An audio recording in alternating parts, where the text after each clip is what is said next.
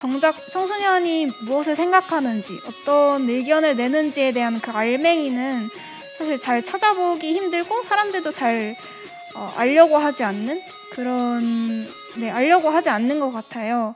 나는 그렇게 수영을 할 줄 모른다. 바다로 떨어지면 어떻게 숨을 쉬어야 하는지, 어떻게 생존해야 하는지에 대해서 알지 못한다. 그래서 학교에서 가르쳐 준 것은 어떤 대학 입시만을 향해서 가는 어떤 그런 딱 목표가 있는 그런 것들이고, 그 외에 다른 삶의 영역에서는 굉장히 무지했다는 생각도 들고, 어떤 단련되지 않았다, 이렇게 사회에 나가기에 하는 그런 생각도 들더라고요. 그래서 나한테는, 또 우리한테는 수영을 연습할 수 있는 곳이 필요하다. 어떻게 내가 마음껏 실패하고도 다그치지 않는 곳, 또 내 삶을 구할, 또 유지시켜 나갈 그런 힘을 기를 수 있는 곳이 필요하다. 이 청소년이 행복한 대한민국이란 뭘지 생각을 해봤을 때, 곰곰이 생각해보니까 청소년한텐 공간, 기회, 시간이 필요하다. 청소년에게 허락된 혹은 주어진 공간, 갈 수 있는 곳, 또 마음껏 자유롭게 이용할 수 있는 곳, 놀 수 있는 곳이 너무 적다. 그래서 어떤 청소년들이 새로운 실험을 하고 모이고 쉴 수 있는 공간이 필요하다. 청소년에게 계속 늦었다고 이야기하는 거, 사실 이게 계속 우리 사회 전체에 전반적으로 있는, 뭘 하기에 너무 늦은 나이라는 그런 문화는요, 그런 문화가 잘못됐고, 어떤 기회가 계속 주어져야 한다라는 그런 얘기를 또 나눠보기도 했고요. 청소년에게 투표권과 자본이 있어야 한다고 대답하고 싶다. 그리고 이런 공간, 기회, 사람을 접하기 위해서 청소년이 자기 얘기를 말할 수 있는, 또 힘을 기를 수 있는 발판이 필요하다. 페미니즘이나 퀴어 이론 관련된 온갖 집회나 학술대에 열심히 출석하고 있습니다. 페미니즘 장애학, 퀴어 이론, 청소년 인권, 이런 사회 변두에서 살아가는 사람들의 언어를 배우며 사회를 보다 다양한 관점에서 바라보고 사회의 부조리한 면을 바꾸고자 한다. 청소년 자치활동가라고 저를 소개하고 싶은데요. 그래서 저는 청소년 참여위원회나 청소년 운영위원회, 또 자치위원회 같은 굉장히 다양한 활동들을 양천구 안에서 해왔는데요. 이런 활동들에서는 청소년 관련 정책의 대상이 되는 청소년의 입장으로서 직접 제안하거나, 아니면 청소년을 위한 축제를 저희가 직접 기획하거나 진행하는 일들을 해볼 수가 있었어요.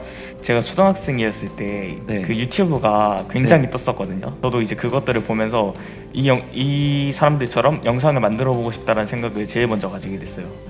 이제 그때부터 계속 영상을 만드는 법을 찾아보고 직접 해보고 하다 보니까 영상이라는 매체 자체에 좀 빠지게 된 것 같습니다.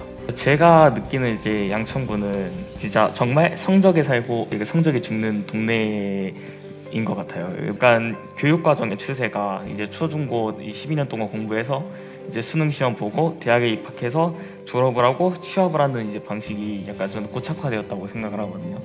근데 이제 이 방식이 강한 힘을 가지고 있고, 대한민국 사회가 무한 경쟁을 해야 되잖아요. 이 강한 방식에 모든 학생이 다 맞춰야 될까요?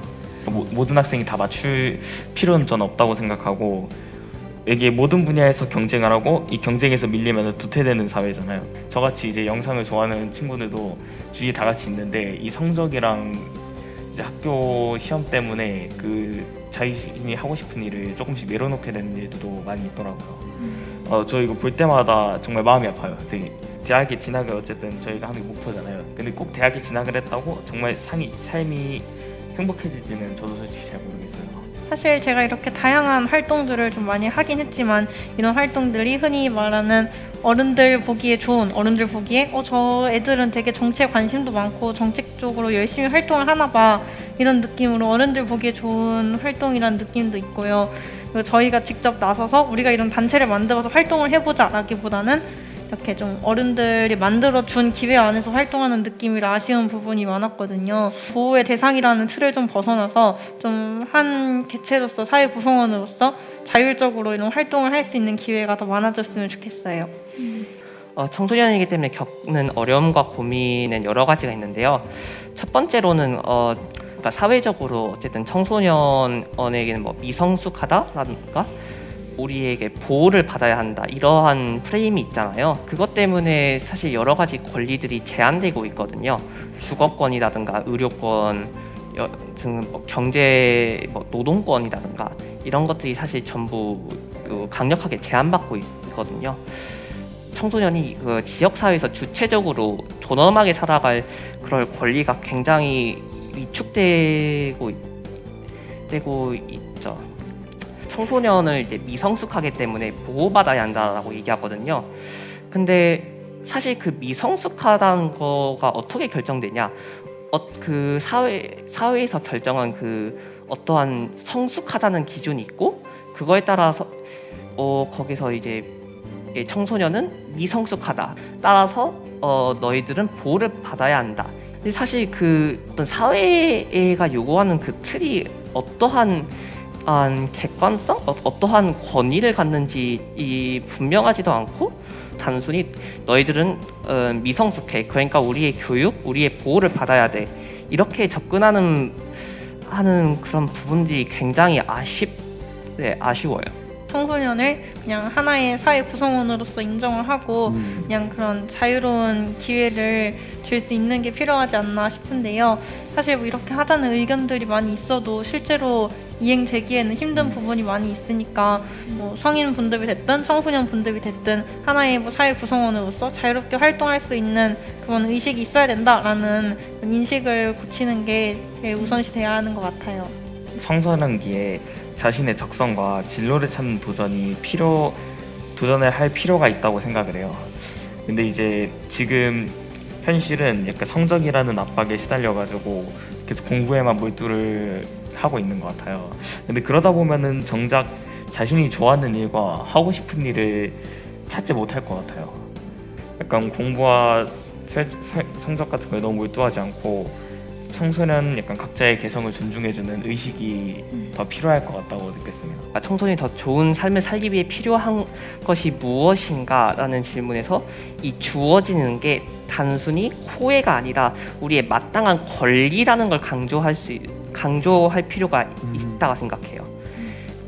사실 청소년은 이미 이 지역 사회에서 살고 있고 또 거기서 주체적으로 존엄한 삶을 살 권리가 당연히 있고 그러니까 지역 사회는 당연히 그러니까 그것을 보장할 책임이 있으며 그러니까 실제로 그러한 책임을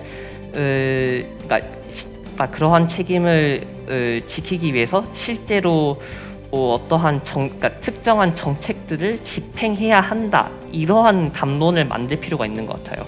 청소년이 뭐 나라의 미래이다라고 이렇게 약간 좀 이런 관점도 사실 굉장히 많고 그런 관점으로 보면 청소년이 지금 필요한 게 무엇이고 또 지금 살아가는데 어떤 고민들을 하는지에 대해서 놓치기 쉬운 것 같다는 생각이 듭니다. 청소년 미래보다는 청소년의 오늘에 좀 더 집중했으면 좋겠다. 청소년들 계속 목소리 내고 있고 어떻게 하면은 내 삶이 더 나아질 수 있을지 그리고 어떻게 하면 우리 공동체, 그러니까 우리 사회 또 어떤 우리 사회가 더 나아질 수 있을지에 대한 목소리를 또 계속 내고 있다고 생각해요. 그래서 그런 목소리들 계속 이야기하고 있는 그 목소리를 계속 귀 기울여서 듣고 또 각자의 위치에서 계속 이야기하는 것들이 필요하지 않을까 하고요.